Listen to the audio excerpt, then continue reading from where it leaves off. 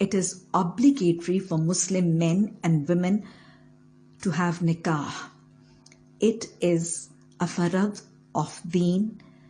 It is an obligatory command of Allah, and it is a persistent sunnah of the Prophet sallallahu alaihi wasallam.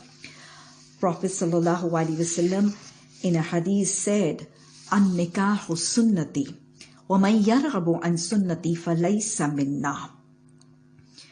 Nikah is my sunnah, and whoever deviates from my sunnah is not from among us.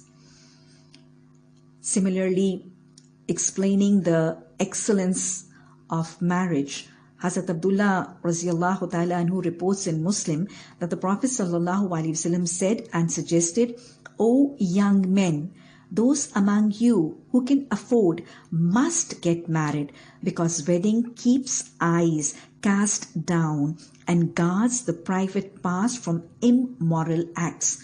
One who cannot afford to spend, that is spend for marriage or for wedding, should keep fasts, as fasting will curb the sexual desires."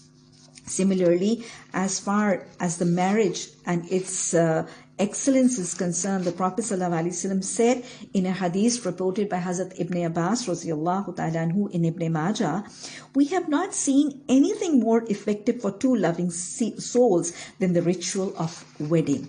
So it is a very effective thing, and the Prophet ﷺ says, a hadith reported by Hazrat Anas Raziyallahu Ta'ala anhu, that when a person weds, he completes half portion of his religion. Hence, he must be fearing of Allah for the rest of the half of his religion. And there's a very nice promise by Allah subhanahu wa ta'ala.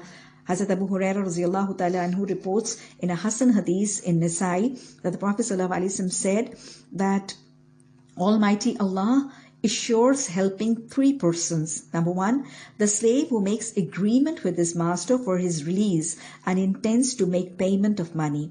Number two, one who weds to keep himself away from sins. And number three, one who participates in a war in the cause of Allah. So the person who weds to keep himself away from immorality and from committing sins, then Allah has taken guarantee that He will help him.